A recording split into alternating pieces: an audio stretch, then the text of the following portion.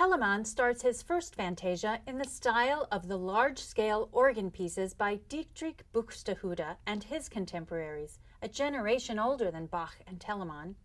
This style is called preludium. A preludium alternated between sections of scales, arpeggios, and chords with sections in fugal imitation. Wherever you see the plus sign, as in measure 4 of this allegro over the D natural, it is the notation of a trill that begins firmly on the upper neighbor. Further, when notes are repeated, there is always an upper neighbor to call distinction to the decoration of the trill. Trills are decorative and should not be labored upon technically. They should also match the character of the movement. In particular, the speed of the trill should vary according to this character, and they can speed up or slow down according to the expressive needs of the musical moment. I discovered this first Fantasia when I was a student and had to prepare it for a competition. Personally, I have found this opening toccata to be quite challenging when performing in public. This phrase deserves a lot of attention and repetition. Memorizing this opening is the best way to guarantee success. Make sure you remember to practice your A major scales and arpeggios. In measure 12, come away from the last 3 notes to prepare for the abrupt entry of the fugal answer on the dominant E in measure 13. The 32nd notes in measure 15 and 16 serve as an ornamented version of the last 3 notes of measure 12.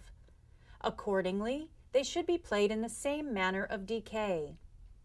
From measures 18 to 26, Telemann employs sequencing and fugal fragments with their inversions, building intensity and leading to the dramatic cadence of measure 26.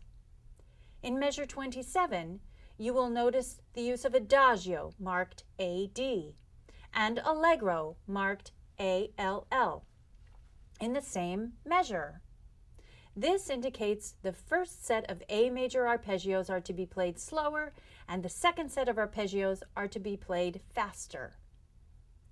The Keil strokes above the first 4 quarter notes in measure 11 tell us something about the way 18th century musicians thought about and performed their music.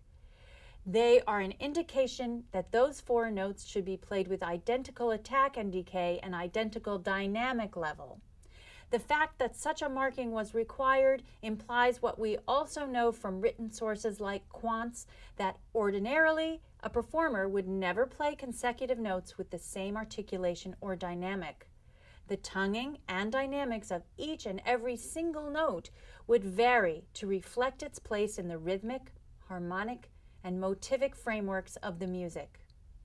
Telemann marked them for this exceptional treatment as a way to make the fugal subject stand out from the surrounding musical texture.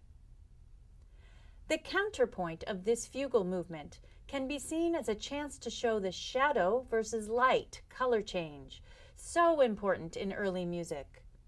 When repeating a motive, Telemann suggests, at the very least, showing a slight echo like a shadow, or adding an interesting variation in articulation to bring it forward into light.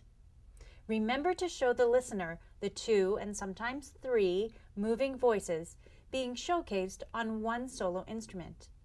These are important aspects of Telemann's brilliant contrapuntal writing. The final allegro is clearly in 3/8 time and is in the style of a passepied, which was a kind of fast minuet. The 3/8 time signature reveals that it should go a little faster than a minuet in 3/4 time. The passepied means literally passing of the feet and originated with European sailors in the 1500s. While being an allegro, still bring out the graceful pulse of the rhythm without rushing, paying particular attention to the downbeats. The downbeats are important in this dance, but should not be accented, just phrased easily. At the cadence point in measure 12, strive to make the second 8th note less weighty than the first. This will bring out the grace and elegance of the dance. This elegant and virtuosic fantasia is sometimes called for in major flute competitions and is a wonderful piece for any recital.